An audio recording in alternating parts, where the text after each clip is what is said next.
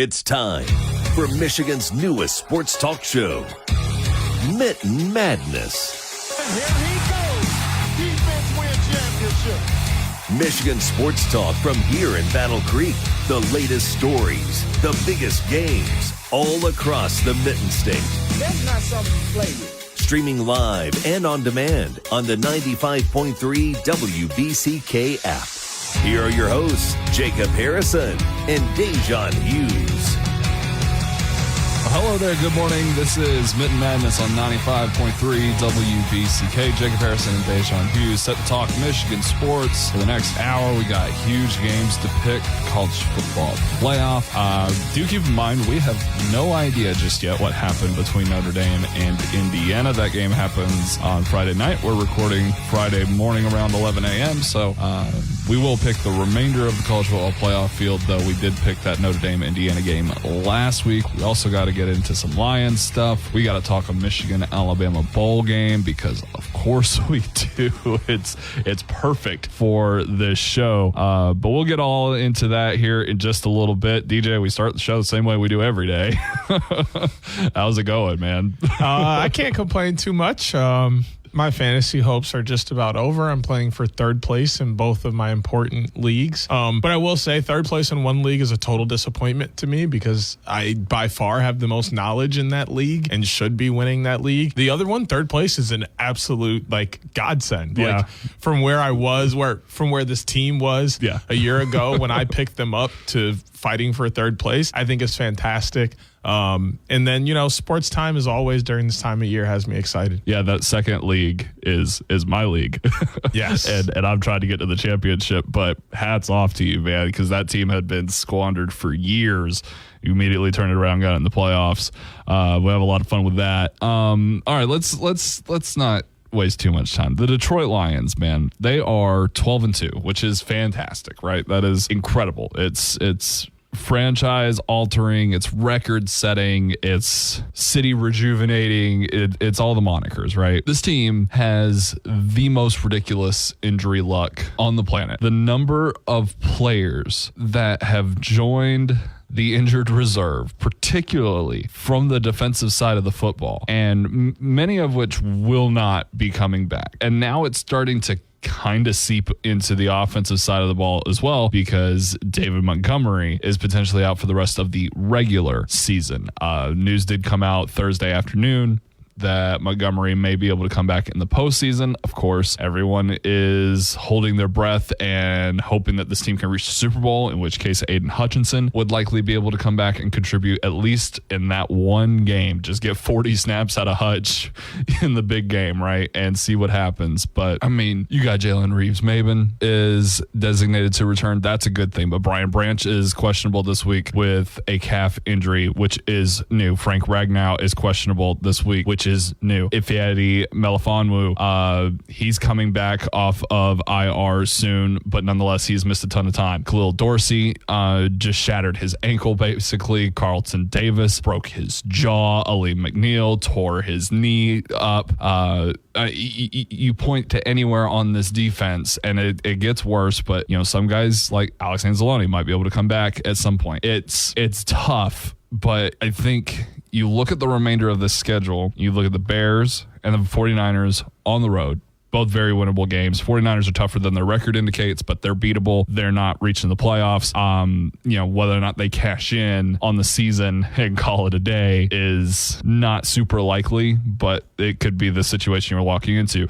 And then that Vikings game at home in Ford Field could likely be the game that gets flexed to the Sunday Night Football game as the last game of the season, in which case it would be aired here on BCK. So I'm rooting for that, but it would determine the number one seed in the NFC side of the playoffs. And if the Lions can pull that off, man, and get all of this help back in the postseason, get these guys off of IR and back into the defensive starting lineup, then a lot of things can change for the Lions. But I ask you, DJ, is Should folks just be concerned? Like, should the idea of even getting that number 1 seed kind of go away? Because the defense was pretty exposed against Josh Allen and the Buffalo Bills. Now, Allen's obviously on an MVP pace. He's doing fantastic things. He's getting over all of his bugaboos and looks destined to go to the Super Bowl. But for these Lions and for the fans that are watching them, how much room for concern is there, and how worried are you? I would love to say that there's no reason for concern,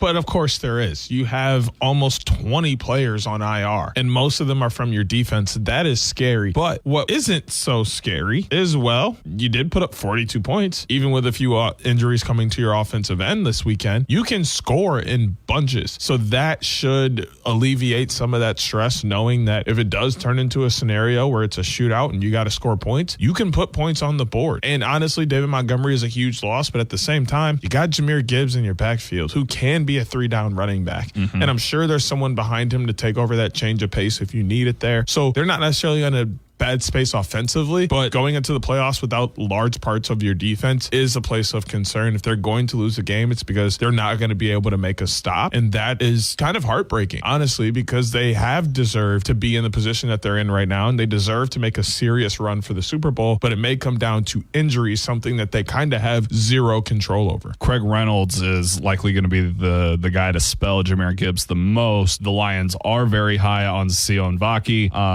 but not exactly a ton of experience there. But I mean, I count 1, 2, 3, 4, 5, 6, 7, 8, 9, 10, 11, 12, 13, 14, 15, 16, 17, 18, 19, 20, counting Michael Badgley, players on injured reserve. Now, like I said, a lot of those guys can come back. Alex Anzalone, Aiden Hutchinson, David Montgomery's not on the IR, but he can come back. So there's opportunity here to get strong right when you need to and still have that boost in the playoffs. I think it's paramount that the Lions get home field advantage. So they've got to win these last 3 games, as far as I'm concerned.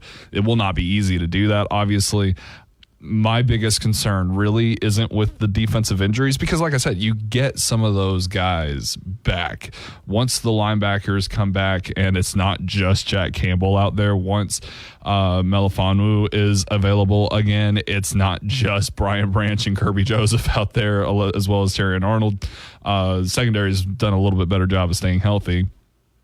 But, once you get to the point where you're not just putting out guys who came off the street 2 weeks ago, I think you'll be fine. My biggest concern for the entirety of a Super Bowl run is David Montgomery.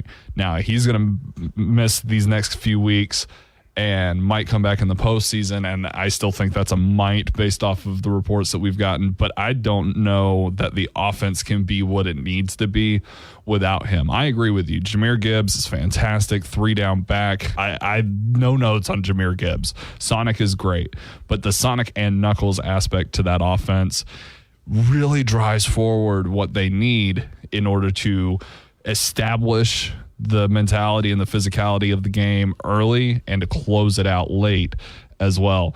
I don't have a lot of faith in this team without David Montgomery. Without the defense, I think they've shown that they can overcome the issues on defense, because they've had to do it for the past 4 or 5 weeks because these injuries have only gotten worse and worse and worse. But without David Montgomery, that's where you're going to start drawing a lot of concern out of me, because the offense isn't the same without him. I think a lot of people are forgetting that Jared Goff has been to a Super Bowl. Like, Jared Goff is one of the best quarterbacks in the NFL right now. Especially what we've seen this season. He had one bad game. It arguably is horrible. Like, one of the worst games we've ever seen. And he still won that game. So, like, I'm not too concerned with David Montgomery not being there offensively, like, personally, because I feel like if they need to lean on the pass a little bit more, they have athletes in the passing game all over, a quarterback who can get them the ball, and then they can sprinkle in the run where they see fit and where it will be advantageous for them with the running backs they have available. What scares me is the pass rush. Like, yes, you get some of those defensive guys back, but the ones that you may not be getting back are on your pass rush. And if you're not getting pressure on the quarterback, your defensive backs can only cover for so long. So that is where I'm scared about them getting stops on the defensive end, is the front seven. Being able to stop the run and get pressure on the quarterback is going to be uberly important in the playoffs. They get some of those guys back, I think a lot of that concern alleviates. But at this moment, that's my number one concern. I mean, my concern is there as well, but I think Zadarius Smith has done a good job. I think guys like Al-Quadin Muhammad have really stepped up. Pat O'Connor has really stepped up. Like, you've gotten some guys that have stepped up into this situation, and then Aaron Glenn, who's doing as good of a job as you could possibly imagine, especially considering how bad of a job he was doing just a few years ago when this defense didn't have nearly as much talent on it, with scheming up ways to create pressure. I think the one game in which they didn't have Aiden Hutchinson or Zadarius Smith was the game that they had the most sacks all season. Like, they've found ways to overcome the issue. And I understand where you're coming from about Jared Goff. He is fantastic. And yeah, he's been to a Super Bowl. Todd Gurley had a lot to do with that, is kind of my point. I'm not saying that Goff can't open up the offense, because the quadrant of receiving talent that he has with St. Brown, J-Mo, Tim Patrick, and Sam Laporta is fantastic. But I also look back to that Tampa Bay game where he threw the ball 55 times. And, like, that's not the recipe for success for this team. Running the football, establishing the run, and establishing the mentality and the physicality of the game through David Montgomery, I think, is a very underrated aspect of this team. We haven't really seen the Lions without David Montgomery in quite a long time. So that's the part that sparks the most concern for me. We've seen the defense overcome their issues plenty. So a lot of things change just based off of that Vikings game, which is 3 weeks from now. So see how things go over the next 2 weeks. Continue to take in every bit of information we get and see how it's all going to turn out, because the postseason is the focus now at this point. The Lions are in the postseason. Whether or not they get the number 1 seed, you got to wait to find out. All right, we'll take a break. And when we come back, we are going to spend some time talking about some college basketball with the Michigan Wolverines, who have kind of valleyed a little bit. DJ's got some thoughts on what's going on with them. We'll also touch on the Spartans, maybe look across the state to Detroit for the other pro sports teams there as well. Here on Mitten Madness, 95.3 WBCK.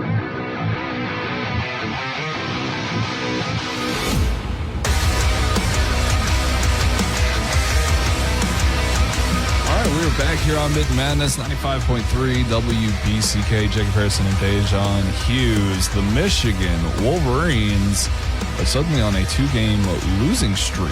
As last time we talked, they had just dropped the game to Arkansas. Very tight game, entertaining. Not a loss to really feel bad about. A ranked loss to Oklahoma, 87-86. You still don't want to feel too bad about that. It's still a quad 1 loss, and something that can look good for you later down the road, so long as you still fulfill not necessarily expectations, but the fact that you're 8-3 right now, you're ranked, and you've played some fantastic basketball. You want to make sure that is a good thing later by taking care of your business when you are expected to do so. But DJ, I know you're not super excited about the way that game came to a close and the fact that Michigan could not close it out there against the Sooners. There is a real issue with this Michigan basketball team. 76-64 to TCU. Michigan was up by 15-20 in that game. 72-70, they were up by double digits in that game. That's a loss to Wake Forest. Virginia Tech, they were up 15-20 in that game, win by 12. They did very well against Xavier. Wisconsin, they were up by 10-12 with about 7 to 8 minutes left in that game, win by 3. Iowa, they were up almost 20 points, like almost 25 points at multiple points within this game, win by 2. Arkansas up by 15 late in the second half, lose by 2. Oklahoma up by almost 20 in the second half, lose by 1 on a 4-point play. You know what is the common denominator in all of those games, win or loss? Michigan turns the ball over like it is their job in the second half. It is ridiculous. Hang on to the ball. Make smart decisions. Take better shots. The Oklahoma game I watched Wednesday night, Michigan lost because they decided to take 12 plus 3-pointers in the last 8 minutes of the game and didn't hit. It hit one of those 12. 1 for 11, 1 for 12, however you want to count it, behind the line at the end of this game. That's disgusting work. Get to the rim. You have 2 7-footers. There are 3 7-footers on this team, and there are always 2 of them on the floor. Get to the rim. That is where your bread and butter is. You can get a layup on almost every single possession in any level of basketball if you are patient enough to wait for your shot. Michigan's not doing that. Michigan gets frantic. Michigan turns the ball over, and it lets teams get back in games that they have no business competing in. If Michigan played the last 6 minutes, or you know what, won't even say 6, the last 8 minutes like they do the first 32, they'd win every game by 15 plus. But they go out in the last 8 minutes of the game and they forget how to play basketball. And I get it, because everything gets amped up in the last 8 minutes. Everything is like uber, like, oh my God, you know, it's a 12-point game. We got to start really D'ing up. We got to really put some pressure on these Michigan guys, see what they can do in this pressure, and they fold under that pressure every single time. And if somebody else other than Danny Wolf takes a shot or makes a play at the end of a game again, I'm going to blow a head gasket right here. 7-foot ball handler Danny Wolf wearing number 1 is the best player in a Michigan uniform this year. If you are in a close game, at the end of the game, no one deserves to have the ball in their hands more than number 1. Danny Wolf is your golden ticket. You remember, what's that boy name? Charlie from Willy Wonka and the Chocolate Factory? Danny Wolf is the golden ticket inside that chocolate bar. He's going to take you right to the factory, which is the NCAA tournament. But if you go away from that, you're going to end up like Miss Blueberry, and you're going to blow away. It's easy. It's simple. Run the game that got you to where you were at that point. The first 32 minutes of the game, they're moving the ball around. Everybody's moving around. Danny Wolf and Vlad Golden are running the pick and roll as 2 7-footers flawlessly. And then we get to the end of the game and we go away from that. It makes zero sense to me. Don't fix what ain't broke. Run your game and force teams to get you out of that. Until then, take care of the ball, hit your free throws, and you're going to win tons of games, do well in the Big Ten, and then make a run in the Big Ten tournament. I do still think it's early. I do think all of the losses are good losses for Michigan, but we need to get more good wins. We don't need a lot of good losses. We need some good wins to combat those as well. Done with the rant. I think they're in a good spot, but got to clean up the decision-making late game and then handling the ball and reducing turnovers. Yeah, Golden and Wolf are 2 of 3 prominent players who are shooting above 50% from the field. And the other is Shetter, if I'm saying that correctly. Yes, Will Shetter, who's also a 7-footer. Yeah, so I mean, you're just your big guys. Now, all of these guys, you know, aren't strictly just under the basket kind of guys, but everybody else is shooting under 50%, which isn't like, you know, end of the world type stuff, but it goes to prove your point of you want the guys that you trust are going to put the ball through the net in clutch moments. So get the ball to those guys. Everybody else kind of just needs to step up and get to that level as well. You've got opportunities to grow.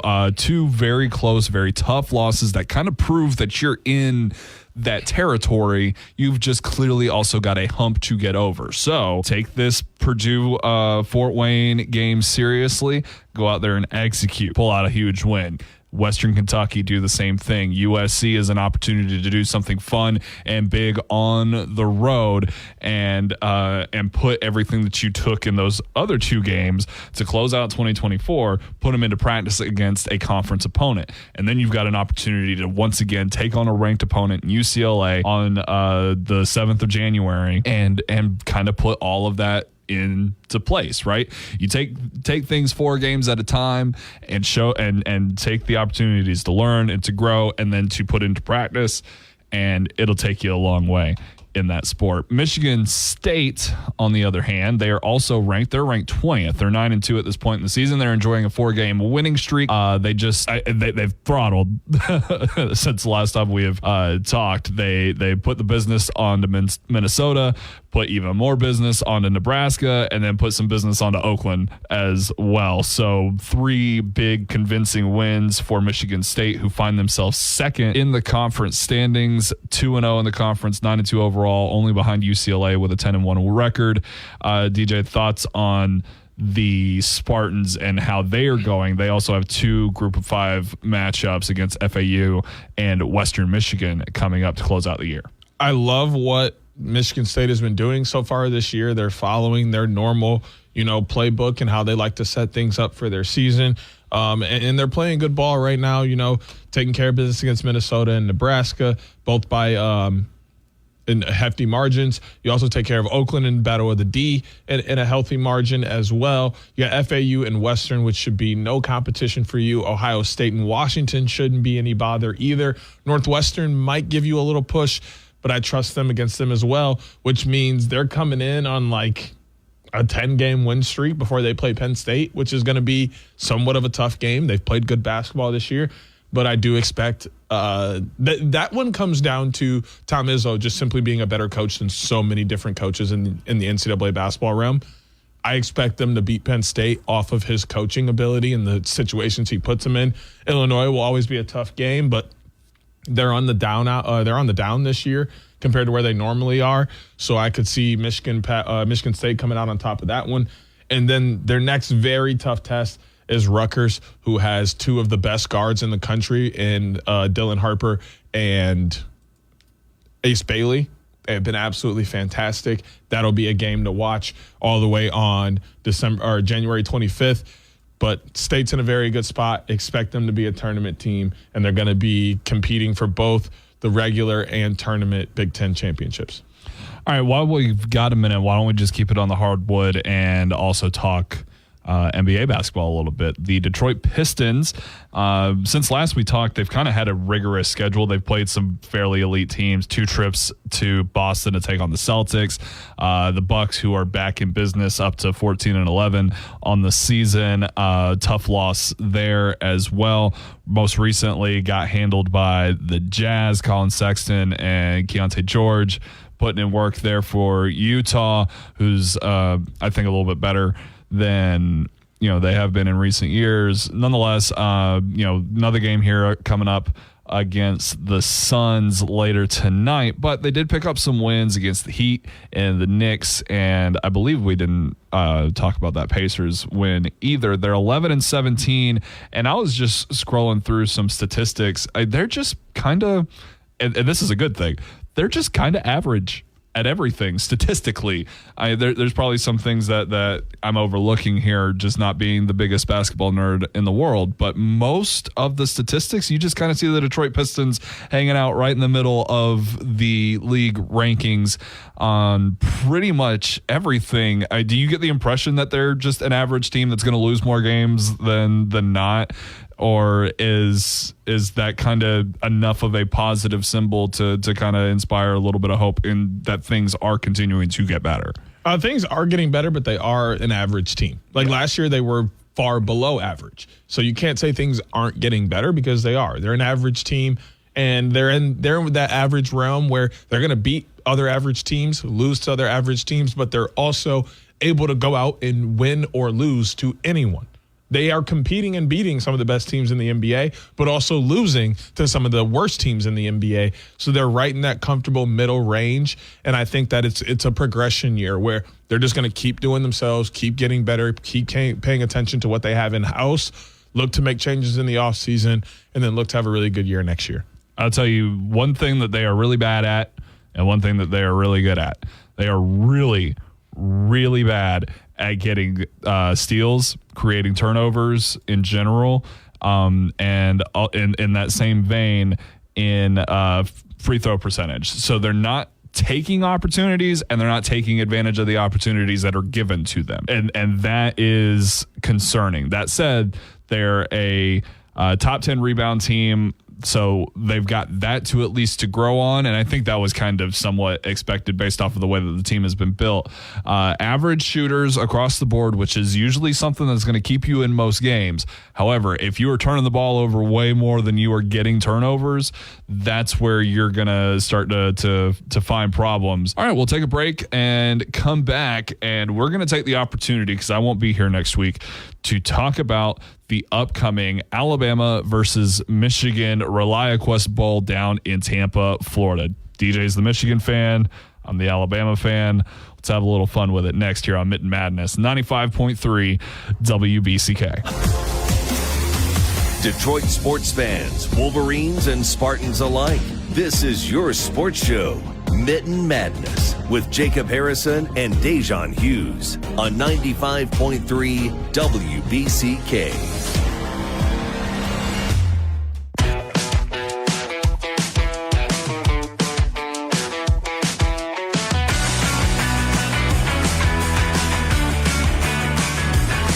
We're back here on Mitten Madness 95.3 WBCK. Jacob Harrison and Da'Jzon Hughes.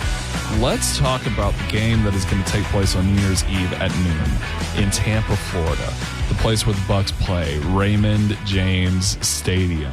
The Alabama Crimson Tide, number 11, the first team out of the 12-team college football playoff, is going to take on the 7-5, but with a noted win against Ohio State, the Michigan Wolverines, which of course pits me, an alumni of the University of Alabama, against DJ, a lifelong Michigan Wolverine fan.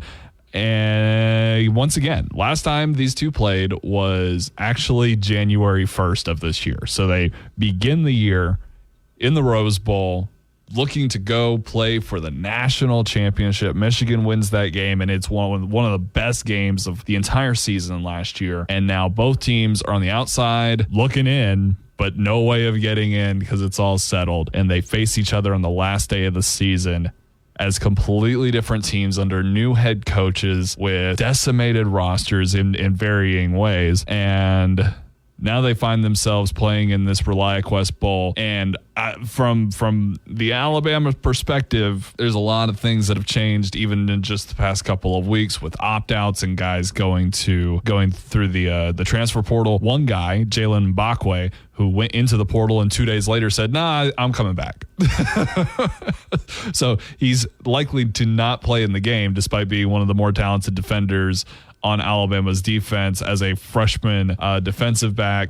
So they might be without him. But nonetheless, fun game, I think, one that I am excited to see. Alabama's already opened up as an 11.5-point favorite, but I think there are some opportunities there for Michigan to take advantage of Alabama and pull out a win here. DJ, what do you think your Wolverines need to do to beat Alabama, considering that they are the underdogs? We got to have a defensive performance from the blessings of God. Like, they got to go out and play football like they've never played football before. He said we need divine intervention. We gonna need it real bad. Like, the thing is, we have to get so many stops that the offense is able to go out and kick off field goals and win. Like that is the type of mentality this defense is going to need. If it goes into any type of shootout, if Michigan is going to have to put up any amount of large points, I'm talking more than 28. Like if Bama scores 14-21 in the first half, this game might just be done. And not because Michigan can't score that many points, but I don't trust them to score into the 30s and 40s like they may need to beat Bama, unless it is a defensive stalwart battle that is going to keep it low scoring. Then Michigan can compete with anybody. If you're in a tough-nosed game where it's tough to gain yards and you got to put up just enough points, Michigan can battle with anybody. If you start asking teams to put up points and points and points, that's where Michigan falls off. Yeah, Michigan has only scored above 30 points twice. It was against Fresno State and Northwestern. Alabama has done that several times. Though I will say, most times actually. Though I will say that offense looked exposed against Oklahoma. Jalen Milroe expected to play in the game, also expected to declare for the NFL draft. So one last chance for him to look good, and that Michigan defense is certainly the opportunity to do that. I think a big thing for Alabama here is just to lean on the running game. And I don't mean feed into Michigan's ball game like Ohio State does. I mean play Alabama football. I mean, not going, the extra route of trying to light up the scoreboard so that Michigan can't come back. I think Alabama needs to establish that they know how to control a football game and that they can do it against a team that is more often than not physically superior to their opposition. As far as strength and leverage goes, especially, the things that make a great rushing attack. Alabama's defense, I think, for the most part this season has been fairly strong. And so to me, I don't have a lot of concern with Alabama when they're on defense and Michigan's got the football, that things aren't going to go particularly well unless things go the way of Vanderbilt, which I don't see happening. That all to be said, I think this is a game that is going to come down to which team has more mental fortitude. And I think that's where Michigan has a extreme advantage because of their win over Ohio State. Alabama beating Auburn was business as usual, right? There wasn't a whole lot that went into that. There was no expectation that Auburn was going to win that football game. For Michigan, there was next to no expectation that they would go in and beat Ohio State. So they've got that emotional high. Obviously, this happened several weeks ago, but they've got that emotional high that they can carry, that they know that they can stand up when they need to, that they've got that emotional toughness that I'm not so sure that Alabama's got, because Alabama knew what they needed to do to make the playoff, and that involved not losing to Oklahoma. And that's when they got absolutely embarrassed. I don't think Alabama's a mentally tough football team, and I think that's one area, DJ, where your Wolverines have an extreme advantage. Possibly. My concern is that Michigan doesn't get up for games like they do for Ohio State. Rightfully so. That's like true. That game means so much more than every other game, but you just don't. And, and maybe you do get up for Bama because it's Bama. I think we saw it last year with the Rose Bowl. I think they really got up for that game or ready to play because it was Bama. And other times you're like, look, we beat Ohio State. We had a winning record. Let's call it good on the year. I'm not feeling that way. I would love to beat Bama both to start and end this year. It would mean we totally owned 2024. Right. But at the same time, I could see us possibly not getting up for this game because of the same, or that carrying over. I saw it with a JV basketball team from my home school, Learning Arts, this year. They beat their crosstown rival, Kalamazoo Central, in a 94-90 overtime game and then got blown out in their next two games by teams that weren't that much better than them. But sometimes that emotion of winning a game that you weren't supposed to win, or winning a high-stakes, high-emotional game, trails over into the others and helps you and kind of changes your focus. So that could also be the case, too, as Michigan could walk into this game blinded by the fact that they beat Ohio State, and they're kind of feeling better about themselves, and Bama goes, well, we're still Bama. Yeah. So there's a lot that could happen in this game, but I am 1,000% pulling for Michigan to do the funniest thing of the year. It's very similar, I think, to the 2020 Citrus Bowl meeting between these two, which was the most recent meeting that wasn't the Rose Bowl, in which Alabama won 35-16. That was the year that Tua Tagovailoa had his devastating hip injury. Mac Jones stepped in for the remainder of the season. Alabama lost one game that they could not afford to lose, and it knocked them out of the playoffs. And Michigan had an above-average season that year. And when Alabama met Michigan in that game, they throttled them. And that all carried over into the 2020 Alabama team that, I'll tell you straight up, I think is the most talented college football team I've ever seen. It's right there with 2019 LSU. And I understand that my bias definitely shines through on that. But nonetheless, these are two of the big powerhouses in college football history, and they've only met 6 times, and they are 3-3 against each other. So whoever wins this gets all the bragging rights. But I would say if Michigan can beat Alabama twice within one calendar year, that would be very, very special to that program.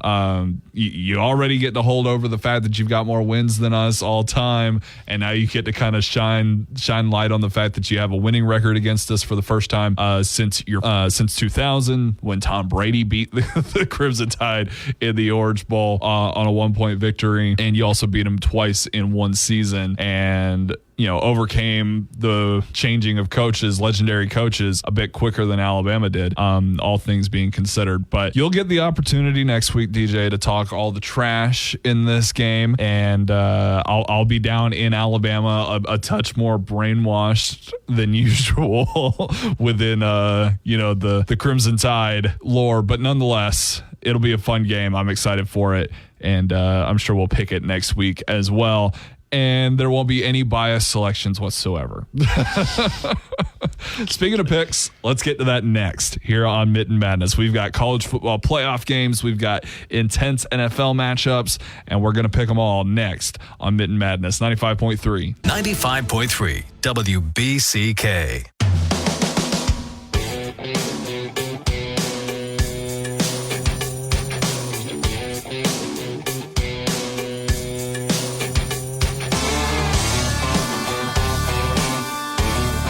Here on Mitten Madness, 95.3 WBCK. Time to wrap things up with our picks. 6 games, three of them, college football playoff matchups. We're going to pick the winners. We don't know what happened in the Notre Dame game. We picked that game last week, and we're recording this week's show, of course, before that game takes place. So with all of that in mind, and speaking of last week, DJ, how are those standings looking? It's my understanding that things are not looking very good for me. I wouldn't say that. We went with the exact same picks last week, so you have that going for you. You're not going to lose or gain any ground. More importantly, you're not losing any. But we both went 2-3 in the 5 games we had last week. I'm up to 55-42. You're at 54-43. So this week could be a pretty big week for you. And we both picked Notre Dame, right? Yes. Okay, just making sure that we're... Yes, we did. Okay. I was close to not. Yeah, right. but we did. It'll be interesting to see how we go in the other 3 playoff games. We'll save those for the back end of it. We'll get started with some big NFL matchups. Most of them take place on Saturday, but I'll get us started with the Sunday matchup that everyone should keep an eye on, because if the Eagles lose, it will help out the Detroit Lions quite a bit. That being said, the Washington Commanders are 9-5, and they have come back down to earth quite a bit. They had that 3-game losing streak, at least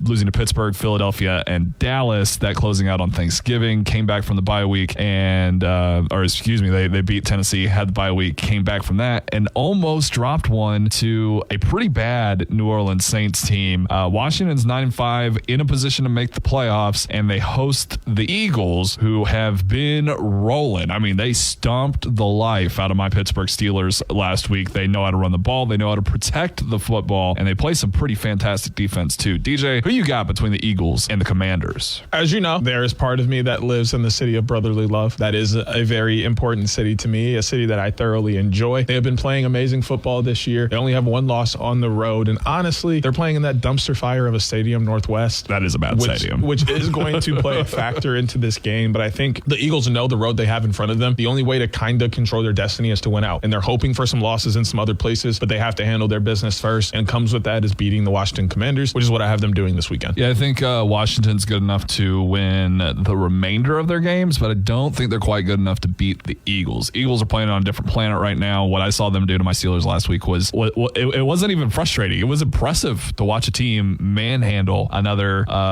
elite team the way that they did. So props to them for it, and I think they'll get the win this week as well. I'm taking Philly. That takes us over to another game happening on the professional gridiron. This one you have a little more stakes in, or should I say a lot more. A divisional round matchup with the dreaded Baltimore Ravens. M&T Bank Stadium. You guys making the trip over. 5-3 on the road are your Steelers. Ravens are 4-2 at the crib. ESPN giving them a 66.6% chance on their matchup predictor. Will Lamar Jackson and the Ravens come out on top, or does your defense have enough to stop them where they are? Well, I'll say this. TJ Watt's going to play in the game.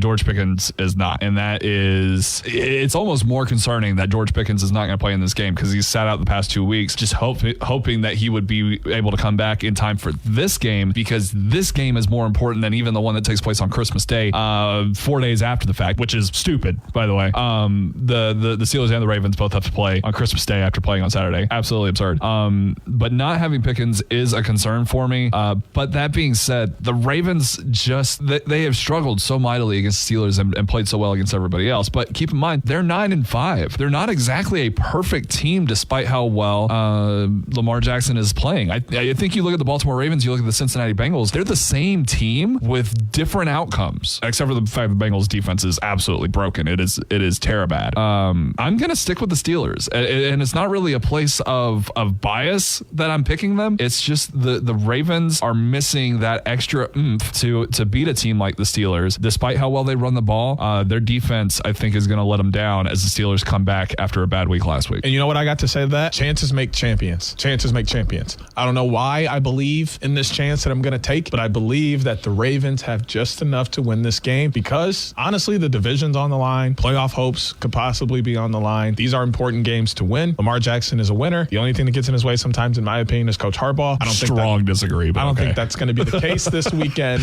I got the Ravens coming out in what will be a close game. The Steelers win the division if they win. Baltimore, I think, just clinches a playoff spot. Baltimore doesn't win the division if they win the game. I'm just saying, I'm just clarifying that aspect of it. Say they win today, then things get muddy over the next couple of weeks. I mean, Baltimore is going to make the playoffs. Steelers have already clinched one. It's going to be a fun game. I'm going to tell you that. I just, naturally hope I do not lose it.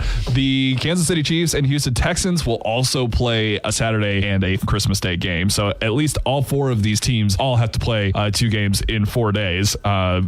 Doing that to 4 of your best teams is kind of mind-boggling. Nonetheless, good job, NFL. The Chiefs are 13-1. They hold the best record in the NFL, though they certainly do not always look like the best team in the NFL. In fact, last week just beating the Cleveland Browns 21-7. If Cleveland isn't an absolute turnover machine on offense, Cleveland could theoretically have won that game. Houston has struggled offensively for weeks now. Even when they've been good, they just haven't been able to be consistent. CJ Stroud up to 9 interceptions on the season, just 17 touchdowns. Joe Mixon has been a little bit more inconsistent, but he's still been a lifeblood for that franchise when he's been available. 910 yards on the ground. Mahomes, I was telling you before we got started on the segment, Mahomes' stat line is almost identical to that of Bo Nix, if you need to understand. Bo Nix is having a great rookie season, and Patrick Mahomes, being one of the greatest of all time, is having a horrendous season, despite some added weaponry to this offense. DJ, this is not necessarily a must-win for either team, though Houston would definitely appreciate it. It'd make their path a little bit easier, despite them being in an easy position to win their division. But nonetheless, big game on Saturday. Texans on the road in Kansas City. A potential preview of a playoff matchup. Who you got? I'm going to go with trends. I'm going to go with the NFL being an organization I don't really like right now, and I will not explain that to anyone. But if you're catching the drift here, I've been noticing some patterns with the Chiefs. I'm going to take them to win this game, even though I think that they shouldn't. What he's saying is that it's a conspiracy. Yes. I'm going to go against DJ's conspiracy. I think the Texans are going to get right this week. Chiefs are good, don't get me wrong, and their defense is what plays a big part of that. But the Texans also have a great defense, and I think that gets lost a little bit in the face of their struggles. I think that the Texans defense will make enough of an impact, get after Patrick Mahomes and the fact that he's injured a little bit, and put a second loss into that right column for the Kansas City Chiefs, and the Texans get a huge win to bolster their position in the playoffs and put them one step closer to winning the AFC South. I'm going with Houston. That's going to send us over to another team in Texas. This time, we're talking college ball. Southern Methodist is making the trip over to State College. Both teams 11-2. Both teams wear blue, but it is going to be a whiteout for Penn State. Are they going to win a whiteout game, or will SMU shock the world? Listen, I'd give anything for SMU to walk in and win this game. I would. Penn State is the team that I have the least amount of faith in to win a college football playoff national championship. I have more faith in SMU to do that. The problem is that it as far as intelligence goes, it's just not the right thing to do to choose SMU in this game. They don't play up north. They never do. And we haven't really seen them have the opportunity to do that, even in the ACC, where you have some opportunities to do that. They didn't have any late season cold weather games. They didn't. And so you don't want that first test to be in Happy Valley against Penn State. It's not an easy place to play. We saw SMU was rattled early by the moment in the ACC championship. I anticipate that will happen again. And the problem is that Penn State, despite all their flaws, is still a more talented team than Clemson. So I think Penn State will hold on to a small lead and carry it throughout the rest of the game. I don't think there's going to be a lot of fireworks in this one. I think Penn State simply survives because they have a touch more talent than SMU in this particular circumstance. I don't know why I trust Penn State. I'm just going to go with home field advantage. I don't trust them. My point. I don't at all, but I am picking them to win this game. I got Penn State coming out on top. All right, next one, Orange Crush in Texas. The Longhorns are going to play host to the Clemson Tigers. If you don't like either of these shades of orange, just get ready for DJ's game. It only gets worse. Nonetheless, Texas and Clemson should be a fun matchup between two teams that can be extremely explosive, but are also wildly inconsistent. It's the 5 seed and the 12 seed, and honestly, DJ, I think anybody could win because both these teams are prone to just having bad days out of nowhere. And if anybody shows up on Saturday with a bad day, they're bound to lose. I'm going to throw it to you quick. Who you got? I got Texas because I've never really liked Clemson, and they didn't play all that well in what was not a good ACC conference this year, in my opinion, compared to what they've been in recent years. So I'm going to go with Texas to beat Texas and come out with a win, but wouldn't be shocked to see them just blow it. Yeah, I could definitely see Texas blowing this game. I'm not going to lie. But that being said, Clemson's not quite as talented as Texas. Texas also gets that home field advantage, which is pretty crucial. And again, Clemson didn't close things out against SMU, which also takes away quite a bit of confidence in them as a playoff team. It's the whole reason that they're number 12, right, and not getting a bye is because they're not quite as good as the other conference champions. And Texas, give them credit where it's due, man. They probably could have and should have beaten Georgia in the SEC championship. And that says says a lot about them. I am going to stick with the Longhorns in round one. I've got Texas as well. I told you that. Last game of the week. Wow, I can't talk right now. Well, both our teams' biggest rivals. Yes. Isn't that wild? Yes. And so I think, do we even need to talk about this game? I think we know where we're both going with this. Yeah, they both lose. We're both going in the middle of the field. Yes, I would love to see them both lose. And as much as I would love to pick the opposite side, I think I'm going to be siding with you and picking Ohio State. Yeah, I would like to see Tennessee pull this one off. I'm not going to lie. Just because believe it or not, I hate Ohio State more than I hate Tennessee. Tennessee's only gotten a couple over Alabama since I've been alive. Ohio State's way more annoying. But that being said, I'm not so sure that Tennessee's offense can travel, especially as cold as it is up here in the Midwest. It's going to be a tough one. Nico Iamaleava is going to have to not make mistakes late, which is something that he has struggled with this season. And I think Ohio State can get out to a lead earlier and put the pressure on Tennessee, and they're not going to be able to overcome that. So I'm going to stick with Ohio State in this one particularly. I don't know why I'm doing it, but I'm doing it. So that's that, which puts us at almost a common week. Yeah. Texas, Penn State, Ohio State, and the Eagles is what we have in common. I've got Ravens over your Steelers. Obviously, you're on the opposite side of that. I've got Patrick Mahomes and the Chiefs while you're taking CJ Stroud and the Texans. The weekend is upon us. All right, Sunday night football is coming to WBCK this weekend with Dallas hosting Tampa Bay. You'll get that game. You'll also get Green Bay and New Orleans on Monday. We got a ton of football coming at you throughout the holidays. You will get the Saturday doubleheader next week with blah, blah, blah, blah. I messed it up. You'll get the Christmas doubleheader, week 17. You'll also get the Saturday tripleheader on December 28th, and more to come as well as far as what happens on week 18. We'll also have the full NFL playoffs like we did last year. A lot to get through the end of college football. We'll also have the Michigan-Alabama game, the bowl game, the ReliaQuest Bowl will take place here on WBCK as well on January 31st at noon. So be sure to stay plugged in, and I'll make sure to get those notes to DJ next week so you tune in to all of the great football games we have here on the station. But that'll do it for us. Jacob Harrison and Da'Jzon Hughes. I'll see you guys in a couple of weeks. DJ will hang out with you next week, and happy football, happy holidays. We'll catch you later. Join Jacob Harrison and Da'Jzon Hughes every Saturday morning at 10 a.m. for Mitten Madness on 95.3 WBCK. Miss the show or want to run it back? Stream Mitten Madness on demand on the WBCK app. Sponsored by AirwayCashforJunkCars.com.